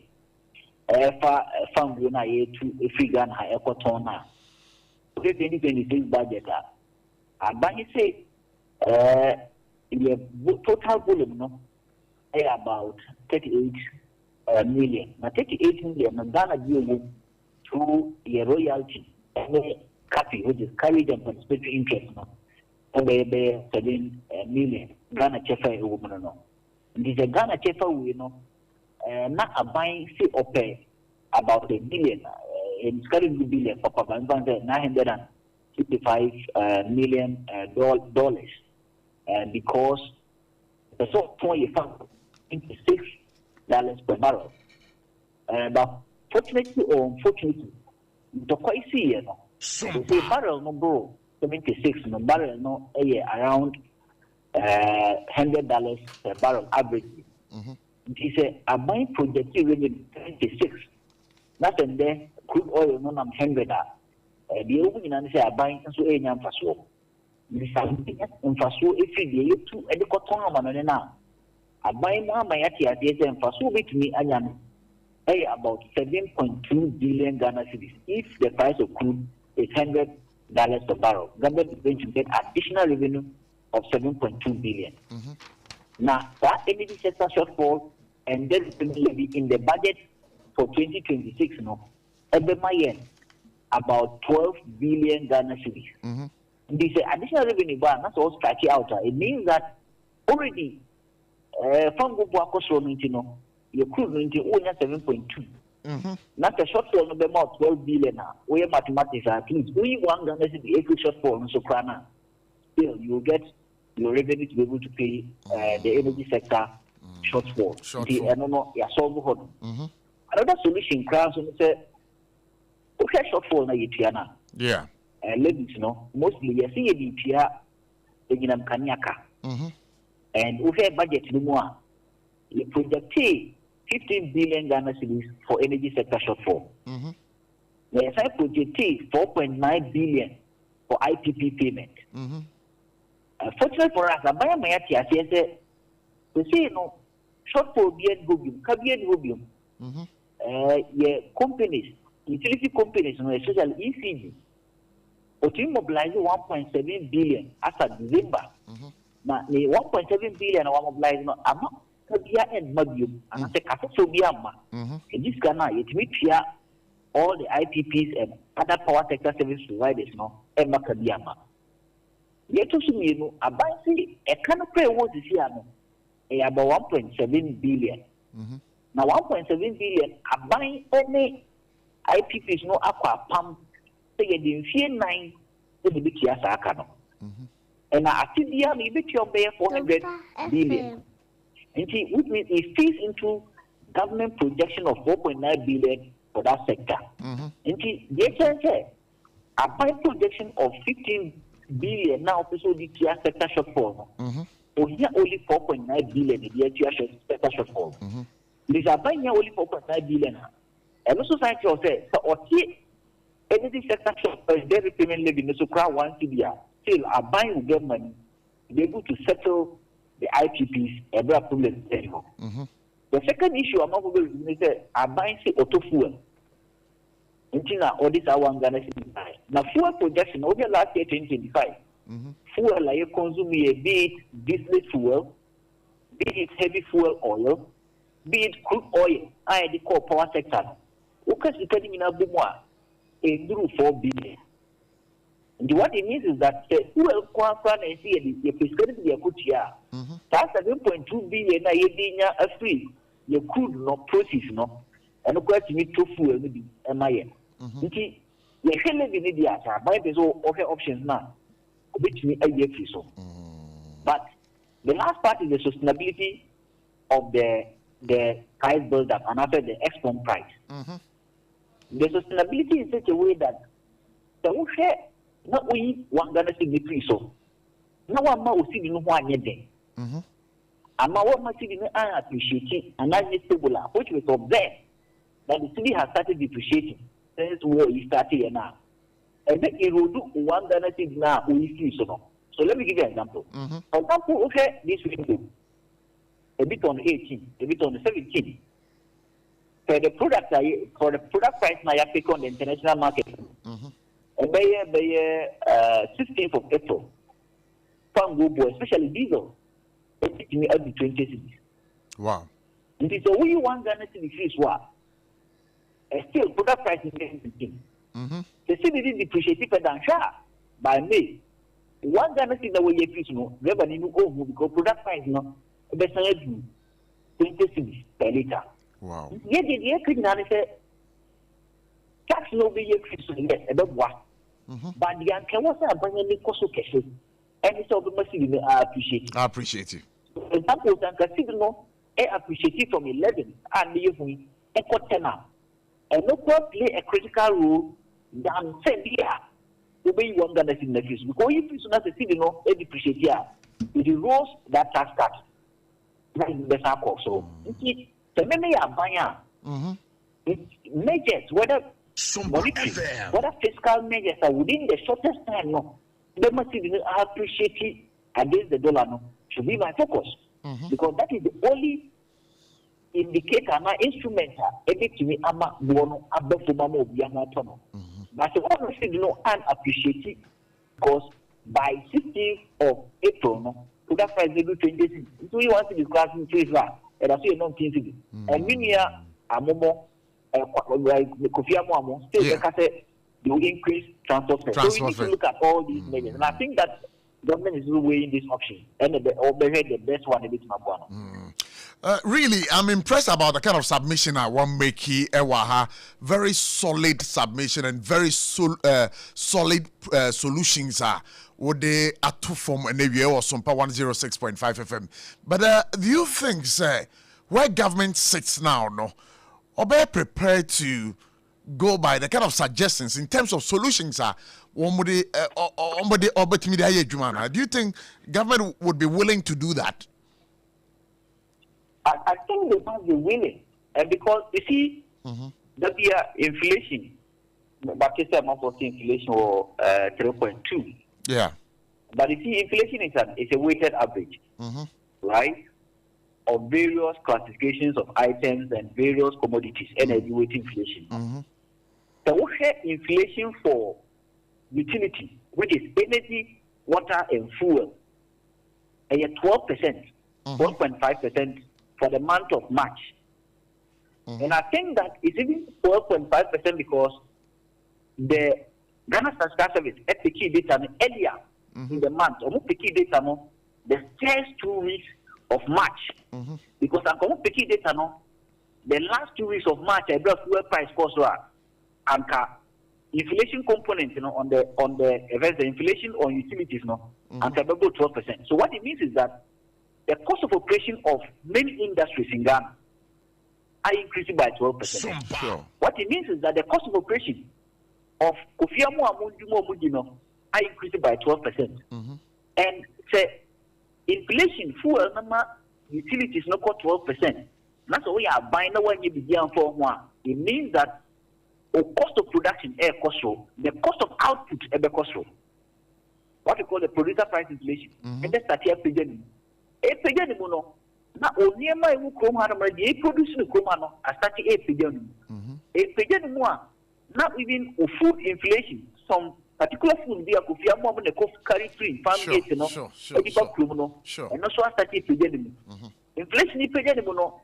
in any macroeconomic sense it has impact on your forest stability. It has impact on your forest stability because you see the depreciating. We see the depreciating that will grow air declining. It is all your buying are. It may say Kofi Amoamo and the catcher say so because in your whole macroeconomic growth, and stability, it depends on inflation, and fuel plays a critical role in stabilizing inflation in Ghana. For example, local country which is China. Yeah, the Chinese factor fuel and energy in their inflation. Unfortunately for us in Ghana, we only allow the Bank of Ghana to set inflation targets for us. But in other jurisdictions, when they realize that fuel prices are going extreme, are buying the boom and they stabilize the fuel price, no finding ways. The tax no be free so say pushing subsidy be no be introduced or introduce. So we be no be because what we said, the moment the fuel price in the cost and your how can see about Obama. In Africa, Namibia, Oma half of more tax. South Africa, you live is free so Zambia, I have for VAT because they know the impact of these fuel prices on their general welfare and the economic growth or economic stability of their country. So I buy or if it's not so be it. But what we know is that it is likely going to see our exchange rate depreciating. It is likely going to see our inflation surging, and that may even have a general impact on our macroeconomic, especially in terms of the manufacturing industry sector, which is not even doing well at the moment. I think it should put a bind in a tight corner because a bind soon himself taxes, levies, and one sooner when you skip from the ball mine hobra. And now when you look at the price of the commodity internationally on the world market, it's coming down any soon. And one asamba kwa ukaya me eto my dream mun say Matthias Yepa and say Abai should rather focus on making sure the cedi no enya ahoden sonkro against the US dollar. Na ekobana sa enumum ene beboan because say Abai international oye nhwe han dia na oma eye adawafo do ema eye lorry first kosoro a nature say we are going to have an increase in inflation on the other side, which ultimately would come back and affect the strength of our city. Is that right? That is right, and I think that there might be the work and man also competition the city no. The Bank of Ghana be pushy dollars no do not see the system no more. City no appreciate it to about 10 or even less than 10. Yeah. To serve us better than say you're being taxed in the because when you said the city no 11. Yeah. Right. They push a lot of dollars into the system. That's in the back 10. About 3 Ghana cedis for that price. Sure. Without even touching the taxes. So you get your taxes, you get your levies, you get your taxes, yet the product price has reduced by about 3 Ghana cedis per liter. That product price is back to around 14, 15. I know it's okay. Then say, yeah, Obeka say, push a lot of dollars into the system and keep the cedi depreciating. Whilst we pay tax, we use and this argument say, I'm buying I think one good thing about the petroleum taxes and not the energy sector legislation, they are specific, they are purposed, meaning the and at the end of the say you go put your energy sector shortfall. They say Abaya Mayati said the sector shortfall no, we've restructured it. Abaya Mayati say the utility companies are doing well. A couple of Biama, it's a couple of Biama. But I think the focus should be about strengthening the city than even the tax cuts. Because as the OE craft is what we want Ghana to be free so next year Guano. A better for 20 cities, which the price that's what 19 cities and it's not even years and the results. Many I'm still on the 2. And to begin with, a Goma boy, a dank Fred is saying, Binia a Samuel Amwa or ha. And what you are fighting for the removal of some taxes and levies from the product, it is not the ultimate solution and not the best solution. So, given the opportunity, say, we advise GPR to you and the commercial transport operators or more Ghana, what would you tell them to do? You know, we should rather focus their strength on the Bank of Ghana. Any Minister of Finance and it's best strengthening TV now. Because for me, the only kind of buy any one Ghana thing now or the choice no. Only free so. Only free so price still next window no. So that price is the 19 and that will still not yield anything. And still not because of the two essential. So the focus should be Bank of Ghana, Minister of Finance, so fiscal and then monetary. It can be enough to strength now. I think it will serve the industry better than say being tax materials. So tax materials are still all right. Many Benjamin Insia, I've enjoyed your conversation so much. You better ask the person the way. Wama Hokwama, you know, wedding come on. Yamin Shawai. Yo, Ebusha Otesana Mene Ura Benjamin Insia, Edin Komo, direct or executive director, Emma a year. Kubia da one more the energy sector mo and or energy aspect so nonko na menemo kasai wedika wakasa wachechire de memu wa ha me GDP say GPRT for bo be diba ha ene yenua or free the commercial transport operators for or no chairman so nonko ono so etia watin komoni nyina. And once again thank you so much Benjamin Insiam, ono executive director at Center for Environmental Management and Sustainable Energy, an energy expert extraordinary now to seminary edin komonyame enkoso Asian. Benjamin, so what you Prof Matthew Ben Ben the yenua yetani ni din komo sure ye hia adwenkyere bia ya etai kone nanso ne ade but who say ye de ade ba akopɛ ne yehwɛ de bia meka sɛ ye bɛhwɛ sɛ fuel pump ne ye ko filling station koto a ɛda sɛn a crown on my first one, my yenu, Moody and Yamasam. But you were proposing for a reduction. Who's a prof? Yeah, the Ehunieka. The Ehune say there are taxes big petroleum products, and that's why we think say a new buying betting a sacrifice. But say a buying or any other way, or beshe say.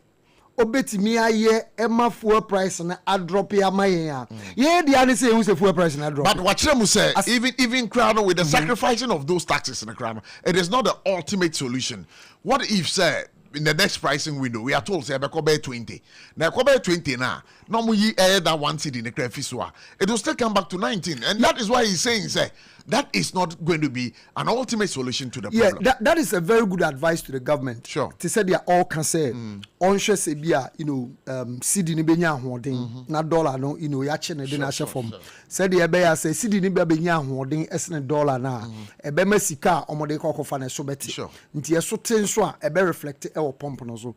Perfect. All right. Ye de ani ye hunu e na ye ka. Say ankoba ne sa the best thing for us to do say enso you be survive and say enso you to your transport fare transport fare because eno so na ekoba nso na akoko affect obia e wo man ni mu nti dia ye kika me earlier submissions were other platforms near the na ya na me can say ye de dan say for price number form aban hye ono no waje ato no ho so say oba be manage country no ehye say niam abetuto to ye nti ono nkasa timitrans no hu say there be can say taxes ne de men saka ebia entimi emwa na mum me hye apekwan foforo amefa so ebia dollar no ahode beba from na cedi na peja na ankoka fuel price man anko peja ni muma ahyenkafo nso ankoto so a perfect any problem mami ko Asonaba nchen Asonaba he makes the point yenua ensia Benjamin make a point and say so we share some other African countries now. I say one more taxes, any levies on their products, I say if you mukra half, just to bring some relief to a year, one more a crum for. Do you think government should do same? In fact, that was exactly what I was saying. Benjamin, so as I try to know because even see you want Ghana cities in the free swag. I don't know which of the taxes I don't come myself. So now Esla there things as well as some revisiting books, meaning the kind of calculation, once I'm more expert, but as I'm talking to you right now, say Esla no, and here for the Esla near 1 cedi 95 pesos per no kind times 4.5, remember 8.82, which is 9 cedis per 1 gallon. It is all 10 gallons when I live about almost 90 cedis. And yes, Kakatwa. In the Rob Benjamin Sanction books, we Esla near 1 cedi 95 pesos. I don't know, can be said. Afe yereza ban ebeye bibiama cedi no benya hoden na yekoto a petrol bona but for me it is true say cedi no nya hoden a yeko dwaman so a prices no ebetima boy but and also clear world market price na or see is between $100 averagely no but then see we are here Brent crude oil Brent $110 per barrel as compared to WTI, and also somewhere around 105 to 110 respectively. And in Tusha, world market price na cost it is a commercial city no so etimiye bibia ema ahodibo mo still a petrol bon cost cause and also entimi nya fed papa bia o petrol bon so me ba so dem kan so atiase it is ni just so the best thing betima boy and say fair increment nana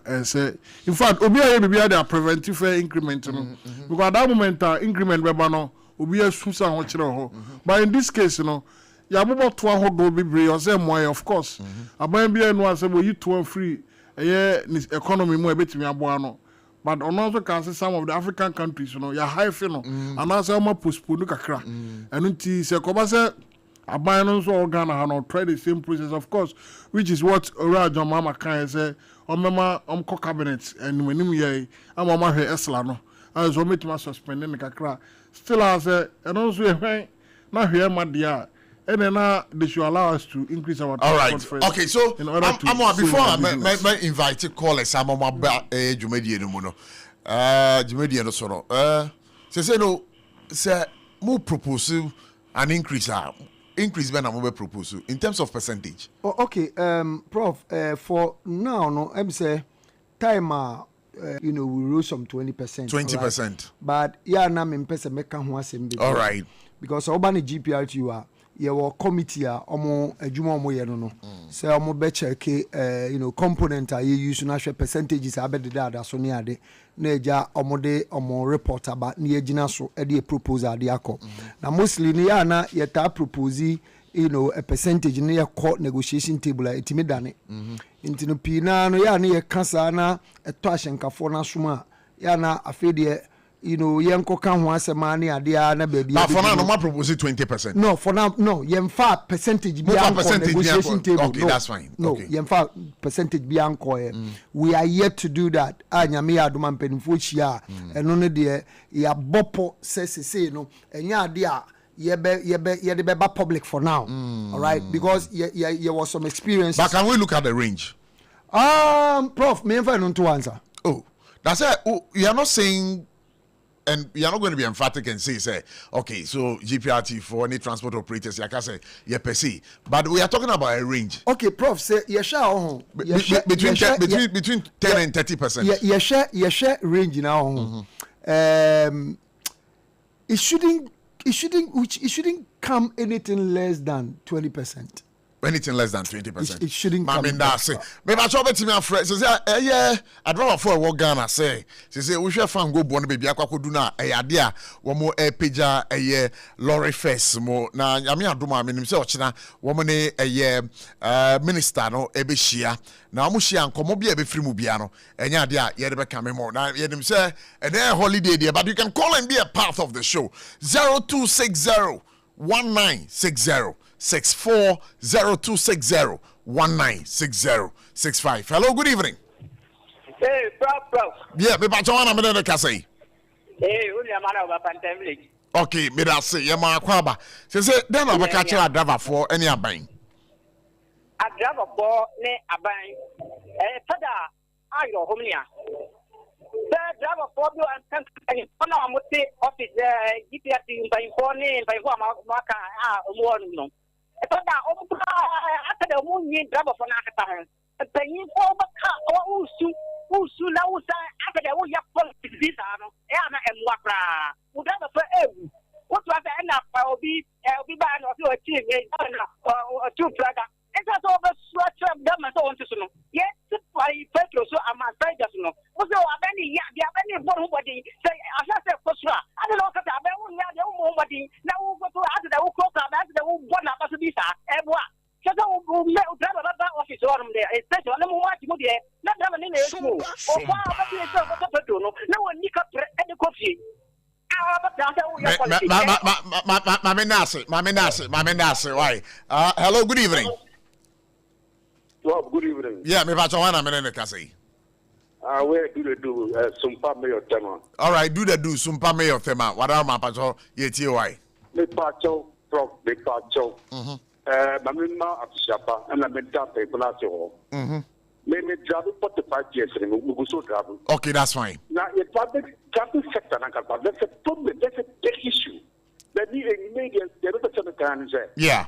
Yeah, say to oil Ghana. Yeah. Oil to do. After you will find this what Tamaha, the minimum what Tamaha share, we find what Tamaha. What is the problem and what is happening? Please, hello, good evening. Good evening. Yeah, me ba Joanna menene kasai. Baba ya ni kasa fira masama. Baba ya amasam, wada man pacho ma ntie why. Ofa, who say ente kasa aban papa abano. Who ka say ye beto abakwa no, omutu petru mu. Yeah, me hu him. Aha, nti senka samani na nka wo mu na wo ye beka ho yanka ofu se ne beto petru ahe ofa. Mu me nka nukure. Nka ne beto petru ahe. So, ena uba na otiba na okari bi se stabilization fund. Yeah. Among for the akosia worowa. Sauti ya. Adi wo sika di dada. Nti sika bi ndi sa office mu bi. Ne fa na omko fa sika no efiri obi. Ena secondly, energy sector levy no. Not that yen bi the dum so hu. yan duro dum so ya sani ye ko yi ye ko en sati tisu ya shaka na for better suma ma so akofa problem aba eno so ya die hia pa okay engine from where you stand anka ye ma driver for no kwan ma omuntu eye wo mo lorry face mo ho ye ma say ma ko say na obi kire mu no aba no betna fa kwan bi so na ono ma tena se no ma hwe so ne hu se ne be na enkofecte ada setanzo bese ka se ja mu so mu suntu mu so a en so perfect nan so no mu de no mu ye kakra se ne se ye be ka se Ghana pon se ndu enda du so mu because as water seller wa obi u do dem fridge so di and dey no abe apart ne we na ye kan to mu so won so yi nyan che se te so na ko pa problem na be and this about papa me that's so what you so you can also call 0260 1960 64 0260 196065 0260 1960 64 0260 196065 but you bet me afraid now do I drink trouble. Hello, good evening. Good evening. Yeah, me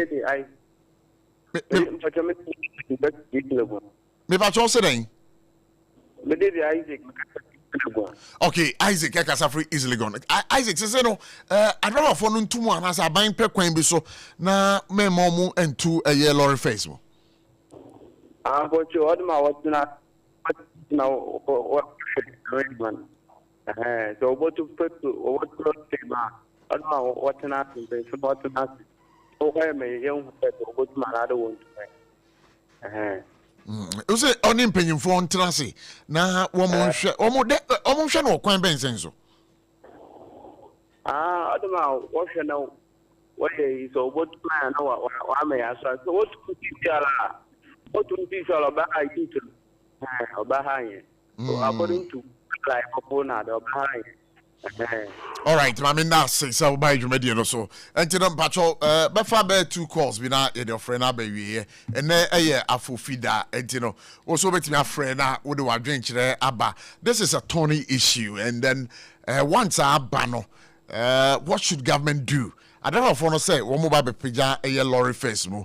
Now one we to me muni maybe say we are prepared say ubetua an additional price and let's hear you on 0260 1960 64 0260 1960 65. I mean, can say time herbal mixture. So I would German so we no matter won't him didi. Uhuna minaya o ya woje nwanjia. Ebusia a time herbal mixture. Na mamenka obi say about a time herbal mixture dia etidi yade. A yade ekutia kese pa etidi yade. Say ye malaria fever, say ye join this fever. Me patcho me kanfo a time herbal mixture. Amao obi o ho na I say we adwuma bia na no ho na minaya na ya oje ne wanjia a time herbal mixture. And again, a Dr. Time for Omabo Modern at the Drobiswa Bedraman Swa, a dear Dasono, a time HH mixture and in the capsules. Watching so ye as Obama. Oh, what now? Hunaminayo Bo, Uji Wenje. The Pacho Bema, what about the bridge watcher? Uji, just a won't me wage, they be on to coffee. Bombarding pa na cope a year. Time HH mixture and then the capsules and nobody waka jirem. What do we chere a drugstore pharmacy shop ya? A time herbal mixture on Sabeka and a time HH mixture and then the capsules and also on Sabeka. Nasa kai bio say ye by the time HH mixture and then the capsules are if ye be here na a time herbal mixture also dear. And no dear sorry now no be cry a yade obo ho ban if yade bia ho. Kai say Upasoni Dr. Otafrija Din Komoa number of phrases 0244 17669 02444 17669 RSYD Novigi Studios. Menamoka say a studios are a abefudia aba a malam abease first cross street no so na me bacho so person twa picture na picture na obetwa no enimu da ho kre na wonya quality picture me bacho me kamfo RSYD Novigi Studio said the amount if say ho kwa omo creative director wo ho sanso na omo professional backdrop eso so wo ho RSYD Novigi Studio mo soronko na videos na person wo twa no usini na opese otwa no medical catch us omo professional backdrops those professional backdrops no we do any kire ho na ko twa usini na eti said there when your original location be a wo pe hwehwe RSYD Novice Studios biom ewo eye encrying ewo malam abiase ewo first Kokro street no so really go there and experience a creative environment where Albeka say your vision has become reality. 21st clinic in the way woman some boy chidom kese pa ya catch say woman you the pay settings when it comes to sciatica dear sciatica ya papa aso sisimu na namutumpom na bepia osirem na akwakosi unase kanena unama osi obi na ato wedro me pato nya obi na ato wedro obia ntu wedro unkotia edro bia so sciatica ene hawo ebrebe twemo no obi wona nan ene yape oso obi atomedro pato nya dutro sciatica ene hawo sciatica no makachiro say nipa wo ye nhwehwemu hu ye clinic ba ko pe 21st clinic omkwa no wan nhwehwemu o mo hu sciatica yade no womuna ye ba no say omu sane yade omu tia yade sciatica omu di hu tintimam pa enti bomoden enkran ha omecha kwan wo tanto here run about tema womu wo bia wo Roman Catholic Church no echi ho a sa hwo mo ka so a womu ni new market obum kwan no so a se ope omu echi akwan okumase a omu ohia overseas bebia SOMPA FM ewodo sunyane hwehwemo obia ni regional hospital ne di hwere mo first gate tachiman omni OGN bank building no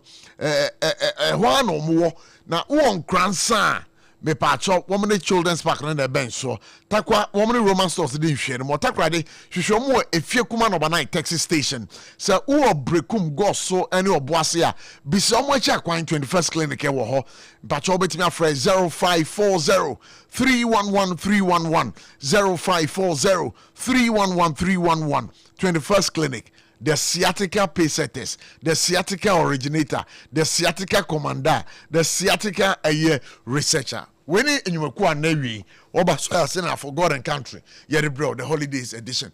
Now, many as soon about yeah, sorry, so what's some chato? Yo, Minia, I'm say, they came in and said, before say Papa Sopa Maso, so we need no more dead, no more new nkɔmɔ yɛ di nyɛ nyɛ sɛ bia ahyɛntia deɛ mu tuma na sɛ yɛ pere deɛ ama yɛ ho ɛnyɛ yɛ ho na mu obi aduru no nso no ɛho akɔba hia sɛ efie nso timi de bebi kakra ɛto yɛ ahyɛntia deɛ bɔ so yɛ adorafoɔ no because wɔn mo wɔ ntwetwɛdɛ na mu adene yie paa in fact nkɔ yie sɛ na mekan no petrol tɔ na kɔ yɛ sɛ akɔ mabɔ there is no holiday ɛna nka kɔ Easter yi na nka yɛ so adora from one major fan on no come free but entisa and nti yebesre se samna petrol no kwa na kosro nim tam antokwan bebe na wi nde yebesre se yenti ase man timamfo na ban no na etimi fo bi kakranka ye shinto de bo ho na me san so mo adora fo abaso se Easter em se yemi wi de but so far so good no em se accident ahodo na bafom enka na nka betie sise ni na ene no adora for me sure say afutu ede ma dodo na om de ye adwuma ama ne nkwanhia no so eden etimi abafom eda Ghana fo nyina se asona banana radio ebeda wase pass ye twin safre obaye ebusuafo asona banana radio the national chairman commercial transport operators of Ghana ba me ko GPR chief for na me ko ti omo yeah prof they mean so me ka kire machenka fo nyina ne se ye besre sabri ya se dia ye omunya abotre ma ye da ne yenim se and they say receive calls be brave say omoko kwan so ba na omo dizika nyina akotofo mu nya hwe ni ade ebesro mo bia mpepere ne ho enkoje ebu bia yenka so mo nkoje bia nya abotre empanimfo ko hia na ye hihye a se de ye ne da no yɛbɛba abɔnten na yɛde aba bɛto wɔn anim na sɛdeɛ yɛhyehyɛ biribi agu nkrataa so no nso no yɛtumi afa saa kwan no so yɛnya nyɛ saa ne deɛ yɛbɛsrɛ sɛ mo biara mfa ne pɛ nkoto kaa hyɛ ntuaboɔ mu because ɛnura sɛ menya call efi baabi ɛma immediately na no me follow up ɛma me kɔhwɛ ma me de yie atu yie ti yɛbɛsrɛ driver for no yɛbɛfa driver for be start unapprove first menya information bi ɛnura efi baabi quickly ni me call bi ma you know they call them to order nti yɛbɛsrɛ driver for mo bia empre ne ho enkoto cash into abomu yenya abotre mpanifo kɔtena se de nyinaa bɛgye atomu no sɛ de yɛ ne daade yɛbɛhyehyɛ bibia gu nkrata so na ɔmo nso ahwɛ no motime di so pepepe nti am say asema yɛbɛka kyerɛ ɔmo. Once again, happy birthday to your wife. It's 8th, eh? Yeah, on the 8th. Ochinechi. Yes, you ever heard the So once again, we want to say happy birthday to you. Inspector Bakope. Now only me nickname. Okitadio Ashama, Iron Lady. How do I have also Shayon? Wife. Me na because sure. I'm friend Iron Lady. I don't know for the driver for you now down for. I wish I had a remind primary to see a friend called ABOTCHIE. Bejina crew and then what that say SARFO Kamfanka and a Patrick and a Senior Bright. We want to say a big thank you. And again also say a big thank you for Ayeye Chita for Enpen Homeopathic Clinic, the end to chronic diseases. We want to say a big thank you to the first clinic. We want to say a big thank you. RSYD Norwegian Studios. We want to say a big thank you. Time Herbal Mixture. We also want to say a big thank you. Nyame aduma ochina yebeba wait for God and country. Your friend me Kobla ABOTCHIE aka Prof. Yakramu ina bye bye.